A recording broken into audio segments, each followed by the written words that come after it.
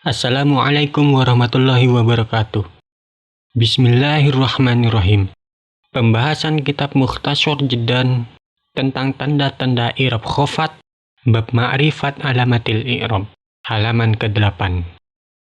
Bismillahirrahmanirrahim. Kali ini kita akan membahas salah satu tanda dari i'rab khafat yang berupa harokat fathah sebagai pengganti tanda utama dari harokat kasroh untuk i'rab khafat. Nah, fathah itu sendiri menjadi tanda i'rab khafat atau jar bertempat pada kalimat apa sajakah? Berikut ini penjelasannya. Bismillahirrahmanirrahim. Wa ammal fathatu fatakunu alamatan lil khafdi fil ismil ladzi la yansharifu. Ya'ni anna al-ismal ladzi la yansharifu innama yu'rafu khafduhu idza dakhala alaihi amilul khafdi bil fathati fayakunu majruran bil fathati niyabatan anil kasrati. Nahu marartu bi Ahmada wa Ibrahima. Fakullun minhuma majrurun bil ba'i. Wa alamatu jarrihi al fathatu niyabatan anil kasrati li'annahu ismun la yansharifu. Ay la yunawwanu li'anna syarfah wa tanwinu. Walil ismil ladzi la yansharifu aqsamun katsiratun walahu hududun wa alamatun yu'rafu biha tutlabu minal mutawwalati fa innal mubtadi'a yakfihi fi awwalil amri ayyatasawwarahu ijmalan wallahu subhanahu wa ta'ala a'lamu. Bismillahirrahmanirrahim. Wa ammal fathatu, dan adapun harokat fathah, fatakunu maka itu menjadi apa harokat fathah, alamatan itu menjadi sebuah tanda lil khafdi terhadap i'rab khafat, fil ismi dalam sebuah isim alladzi yang la yansharifu yang bukan munsyarif, atau isim ghairu munsyarif. Jadi fathah itu menjadi tanda i'rab khafat itu bertempat pada suatu tempat, yaitu bertempat pada isim ghairu munsyarif.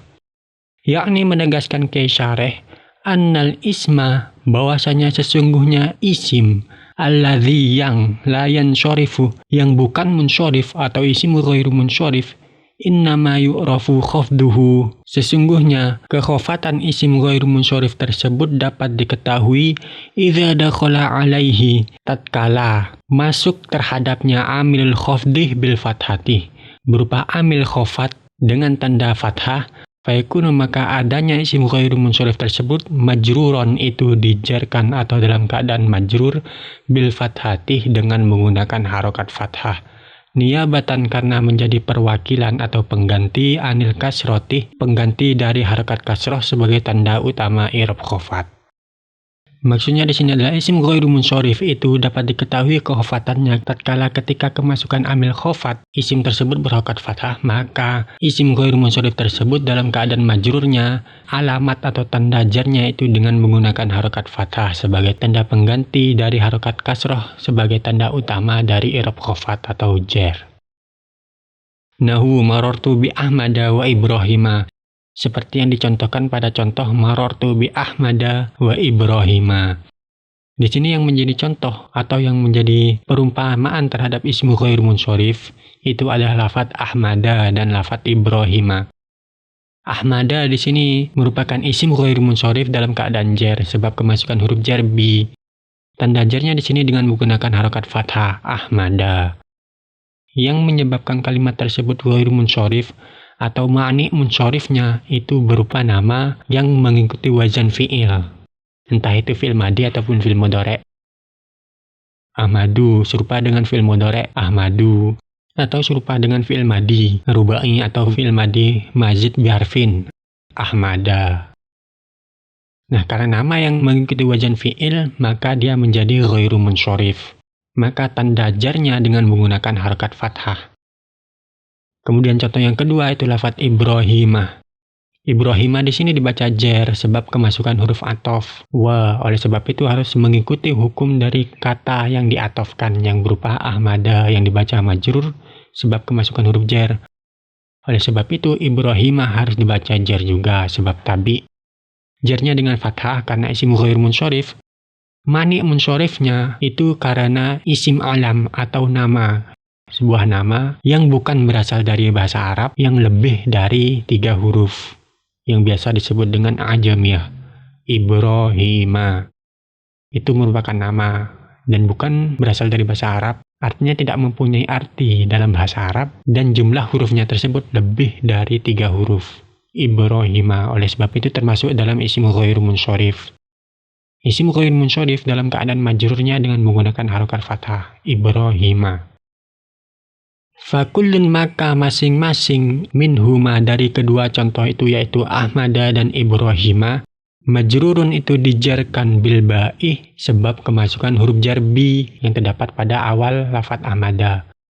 Wa alamatu jarrihi al-fathatu, sedangkan tanda jarnya, tanda jar kullun atau setiap dari contoh tersebut, yaitu Ahmada maupun Ibrahima, al-fathatu itu berupa harokat fathah niyabatan karena menjadi pengganti anil kasroti dari harokat kasroh sebagai tanda utama i'rab khafat. Jadi setiap dari contoh Ahmada ataupun Ibrahima itu dijarkan dengan huruf jar bi, yang mana tanda jarnya tersebut dengan menggunakan harokat fathah, Ibrahima dan Ahmada, sebagai pengganti dari harokat kasroh, yang mana harokat kasroh merupakan tanda utama i'rab khafat. Kenapa jarnya di sini dengan menggunakan fathah? Li'annahu, karena sesungguhnya kullun atau masing-masing dari contoh Ahmada maupun Ibrahima, ismun itu merupakan isim layan syorifu, isim yang bukan munsyarif atau ghairu munsyarif. Penafsirannya atau penjelasan dari isim ghairu munsyarif atau isim bukan munsyarif itu adalah la yunawwanu, isim yang tidak mampu menerima tanwin. Jadi penjelasan lain atau nama lain dari isim ghairu munsyarif itu adalah isim yang tidak mampu menerima tanwin. Oleh sebab itu pada lafaz Ahmada itu tidak ditanwin, padahal tidak ada alnya di depannya. Begitu juga dengan lafaz Ibrahima, itu merupakan isim, tapi tidak ditanwin, padahal tidak ada al di depannya. Karena yang namanya isim itu pasti tidak lepas dari yang namanya al ataupun tanwin. Jika beral, maka tanwin harus menghilang. Jika ada tanwin, maka al harus menghilang. Nah, kenapa pada kedua isim tersebut al dan tanwinnya menghilang? Karena disebut sebagai isim ghairu munsyarif. Li'anna syarfah, karena sesungguhnya yang dinamakan dengan syaraf atau munsyarif, huwa tanwinu, itu berupa tanwin. Jadi yang namanya isim itu dikelompokkan menjadi dua, yaitu ada kalanya yang namanya itu munsyarif atau isim yang mampu menerima tanwin, dan yang kedua itu adalah isim ghairu munsyarif, isim yang tidak mampu menerima tanwin. Jika isim tersebut munsyarif, maka khofatnya dengan menggunakan kasroh. Tapi sebaliknya, jika ghairu munsyarif, maka khofatnya dengan menggunakan fathah. Walil ismi, dan itu teruntuk isim alladhi yang la yansyarifu, yang bukan munsyarif atau ghairu munsyarif, aksamun, adanya beberapa pembagian katsiratun yang banyak. Walahu, dan itu juga teruntuk isim ghairu munsyarif, hududun, adanya beberapa batasan, wa alamatun, dan beberapa tanda atau ciri-ciri, yu'rafu, yang dapat diketahui apa isim ghairu munsyarif tersebut, biha, dengan tanda-tandanya, tutlabu, itu dapat dicari minal mutawwalati, dari kitab-kitab yang lebih panjang penjelasannya. Jadi dalam isim ghairu munsyarif itu mempunyai banyak pembagiannya. Di situ ada yang mempunyai satu ilat, akan tetapi kekuatannya itu sama seperti dua ilat, ataupun ada yang mempunyai dua ilat yang berbeda sehingga menyebabkan kalimat tersebut tidak mampu menerima tanwin, yang disebut sebagai isim ghairu munsyarif.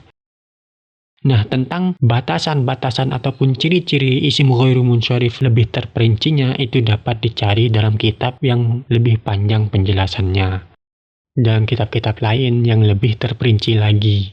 Sedangkan kitab ini tidak membahas tentang perincian dari isim ghairu munsyarif. Kitab ini hanya meringkas saja untuk pemula.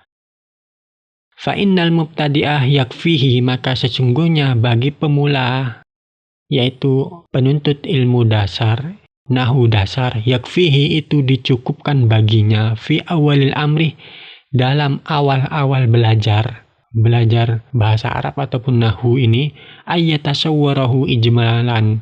Dicukupkan dengan apa? Dicukupkan dengan gambaran-gambaran tentang isim ghairu munsyarif ijmalan, secara gamblang atau secara umum. Cukup hanya tahu kalau isim ghairu munsyarif seperti lafaz Ahmada dan Ibrahima itu jernya dengan menggunakan fathah, tanpa al dan tanpa tanwin. Wallahu, adapun Allah subhanahu, maha suci Allah wa ta'ala dan maha luhur Allah, a'lamu, itu zat yang lebih maha mengetahui. Jadi kesimpulannya, i'rab khafat atau i'rab jar itu mempunyai 3 tanda. Yang pertama itu berupa harokat kasroh sebagai tanda utama i'rab khafat atau jar. Sedangkan tanda yang kedua itu berupa huruf ya yang merupakan pengganti dari kasroh. Dan tanda yang ketiga itu berupa harokat fathah yang merupakan pengganti juga dari harokat kasroh sebagai tanda utama i'rab khafat. Nah, harokat fathah itu sendiri menjadi tanda bagi i'rab khafat itu bertempat pada satu tempat saja, yaitu bertempat pada ismul ladzi la yanshorif atau isim ghairu munshorif, isim yang tidak mampu menerima tanwin. Seperti yang dicontohkan pada lafadz marortu bi Ahmada wa Ibrahima. Walil jazmi alamatani wallahu alam bishawab.